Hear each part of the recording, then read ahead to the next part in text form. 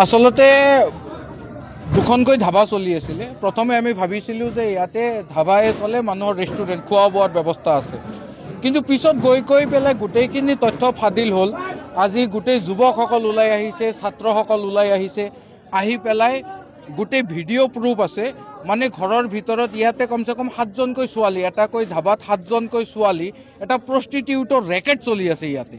ধুনীয়াকৈ ৰুম চুম বনাই পেলাই ভিতৰত আপোনাৰ সা সুবিধা গোটেইখিনি আছে, বিচনাও আছে, ছোৱালীও আছে। আপুনি আহক, ইয়াতে প্ৰষ্টিটিউটৰ যিখিনি ফিজ আছে জমা দি পেলাই আপুনি 1 ঘণ্টা 2 ঘণ্টাকৈ থাকি পেলাই গুচি যাওক। এইটো এটা বিজনেছ চলি আছিলে। আজিৰ পৰা এই বিজনেছটো বন্ধ হ'ল। জনিয়াৰ সচেতন যুৱক ওলাই আহিছে, আজি ছাত্ৰসকল ওলাই আহিছে, আহি পেলাই এই যিটো প্ৰষ্টিটিউটৰ ব্যৱসায়, এই ব্যৱসায় জনিয়াত বহুত দিনৰ পৰাই চলি আছিলে। আজি এই উখৰাই পেলালে যুৱকসকলে। এই আজি যি ব্যৱসায় চলিছিল, নাৰী ব্যৱসায়টো বন্ধ কৰিলে।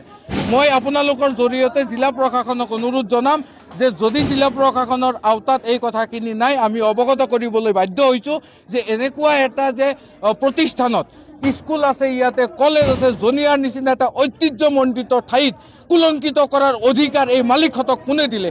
এই সকলো কালপ্ৰিটক জিলা প্ৰশাসনে বিহিত ব্যৱস্থা ল'ব লাগে আৰু স্থায়ীভাৱে এই ধাবা দুখন বন্ধ হ'ব লাগে।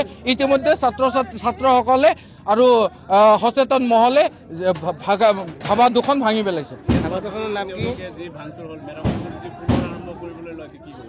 এইটো প্ৰশাসনে ব্যৱস্থা কৰিব লাগিব। আকৌ ৰাইজ ওলাই আহিব। যদি ভালভাৱে ব্যৱসায় কৰে, খোৱা বোৱাৰ ৰেষ্টুৰেণ্ট চলায়, তাতে কাৰো কোনো বাধা নাই। ইয়াতে হাজাৰ হাজাৰ ৰেষ্টুৰেণ্ট আছে, তাতেতো কোনো ষ্টুডেণ্ট গৈ পেলাই হামলা নিদিয়ে, তাতেতো কোনো পেলাই সচেতন মহলে গৈ পেলাই হামলা নিদিয়ে। ইয়াতে কিয় দিয়ে?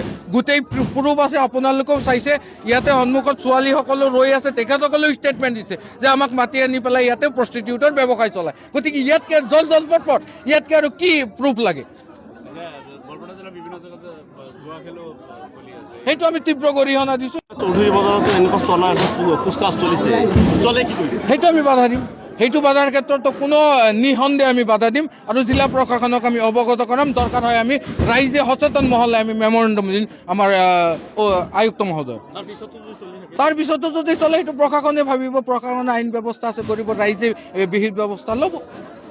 আপোনালোকে আছে সচেতন মহল, সাংবাদিক বন্ধুসকলৰো এটা গুৰু দায়িত্ব থাকে যে আপোনালোকে এইটো এটা ভৰপূৰ নিউজ কৰক যে এনেকুৱা এটা চলি আছে বা আপোনালোকে এইটো চলিব নালাগে।